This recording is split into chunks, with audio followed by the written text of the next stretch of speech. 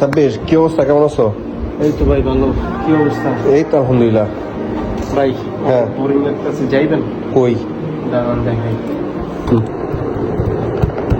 যেই ভাবা সেই কাজ, 7:30টার ট্রেন ধরে শ্রীমঙ্গল। 4জন কলিগ একসাথে উইকেন্ড প্লাস পয়লা বৈশাখের ছুটিতে চলে আসলাম শ্রীমঙ্গলের সৌন্দর্য দেখতে। আমরা প্রথমেই রেল স্টেশনে নামলাম, দেন ওইখান থেকে অটোতে করে বিউটিফুল ডুলুবাড়ি রিসোর্টের উদ্দেশ্যে রওনা দিলাম। যেতে যেতে এরকম সুন্দর কিছু দৃশ্য আমাদের চোখে পড়লো, যা আসলেই একটা ভিডিও বা একটা ভাষায় বোঝানো যাবে না যদি না আপনি নিজ চোখে দেখতে আসেন।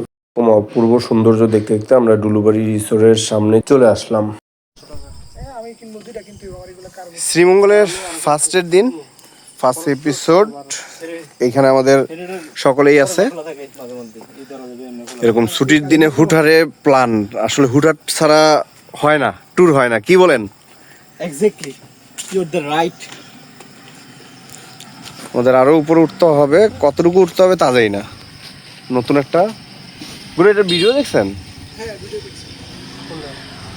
তা আমরা একটু সামনে দেখাবো ওয়ান বাই ওয়ান আজকে সারাদিনের কি কাজ আছে, রিসোর্টটা কেমন, ওভারঅল সব কিছুই দেখাবো ইনশাল্লাহ। রিসিপশনটা যদিও পছন্দ হয়নি,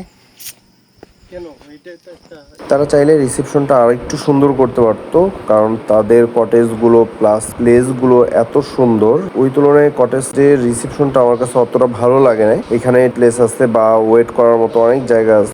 আমরা যেহেতু ইন টাইমের অনেক আগে চলে আসছি, আমরা এখানে ওয়েট করি। আর এখানে বসেও আপনার একটা বোরিং ফিল আসবে না। আপনার প্রাকৃতিক শব্দ প্লাস প্রাকৃতিক পরিবেশের সাথে আপনার ভালো একটা সময় টাইম এক্সপেন্ড হবে। আমরাও সেই টাইমটা উপভোগ করতে থাকি আর ওয়েট করতে থাকি। তো তারা কিন্তু আমাদের ওয়েলকাম ড্রিঙ্কস দেয়নি, আমার মোটেও ভালো লাগেনি। যাচ্ছি আমাদের রুমে, এটা হিলের উপরে। প্রত্যেকটা জায়গায় একটু পর পর টি স্টলের ব্যবস্থা আছে, এক পাহাড় থেকে আরেক পাহাড়।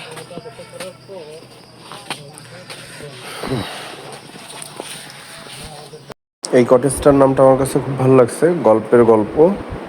আমরা সবাই যাচ্ছি আমাদের রুমের দিকে। এইখানের খুব সুন্দর একটা রুম আমরা আমাদের জন্য চয়েস করেছি। এটা আসলে ফুল ক্রেডিট হচ্ছে আমাদের কাজী ভাইয়ের, সেগুলি কষ্ট করে বুক করেছে। এখানে একটা দোলনা আছে, এখানে আরও 2টা কটেজ, থাকার কটেজ পৃথক আছে।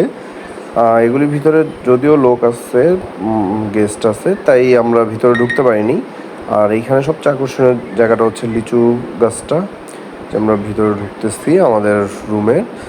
এইখানে বসার, আপনি দিনে বা রাত্রে এখানে বসে আড্ডা দিতে পারবেন, যেটা আমি ভালো লেগেছে।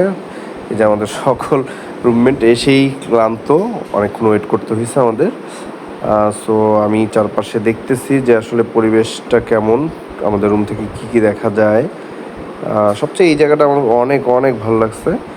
আর এই হচ্ছে পাহাড়ের উপরে যে জিনিসটা সবচেয়ে আকর্ষণীয়, দিন ও রাত দোনোটার সময় ভালো লাগে। এই যে আমাদের দুপুরের খাবার চলে আসছে, আপনি এখানে অর্ডার করতে পারবেন বা চাইলে বাহিরেও আপনি খাবার খেতে পারেন। এরকম একটা পরিবেশে আমরা বিভিন্ন ধরনের খাবার অর্ডার করি, দেন আমরা খাবার শেষ করে আমরা বাহিরে বের হই। চা বাগান, খাসিয়াপল্লী, আরও এরকম কয়েকটা জায়গা ঘুরে আমরা রাত্রে আমাদের কটেজে আসি। রাতের কটেজের ভিউটা আরও অস্থির, ওইটা পরের পর্বে দেখানো হবে।